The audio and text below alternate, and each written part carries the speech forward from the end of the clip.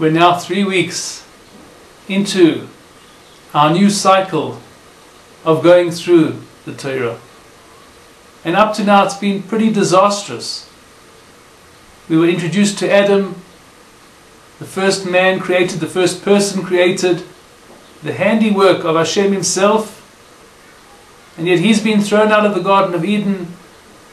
He has been penalized with death, something that every one of us now has to undergo.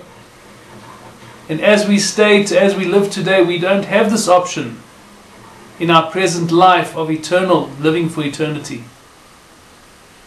Then we saw the destruction of the entire world with the story of Noah, with Noah. The entire world was destroyed, everything, except for one small family and a sampling of the animals. And Noah himself ultimately failed to come out of the story as a hero.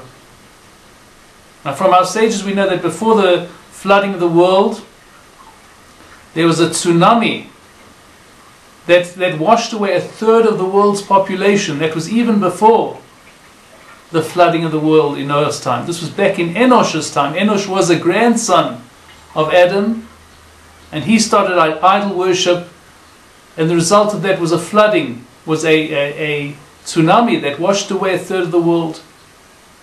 Then we have Noah, the destruction of the world. We have the Tower of Babel, the Tower of Babylon, where the nations were also scattered right through the world. New languages, there was a split of languages. There was a split between the nations, making it almost impossible for world peace. The same dilemma we face nowadays. There seems to be almost no possibility of world peace. The breakdown of communications between the nations, and tragedy after tragedy, with the hero we meet in this week's Parsha. That's Avraham Avinu, our forefather Abraham. He is the survivor. And what makes him the survivor is that he came to understand what it is that Hashem wants from the world. What is it that Hashem wants us to do? How does Hashem want us to live our lives that we may succeed, that we may prosper and flourish? He came to understand those principles. And it's those principles he taught to his children, and his children to their children. And we have these principles in the Torah, within our tradition, to this very day. And like he is a survivor, he's a survivor of turbulent times.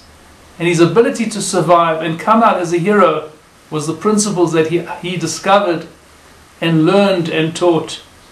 So we too are survivors, but specifically if we will take these principles also, the very same principles that made him a great man and a leader of the Jewish people, the founder of the Jewish people. If we will take the same principles and we will hang on to them as we would hang on to our most precious possessions, more precious than gold and diamonds and rubies, whatever.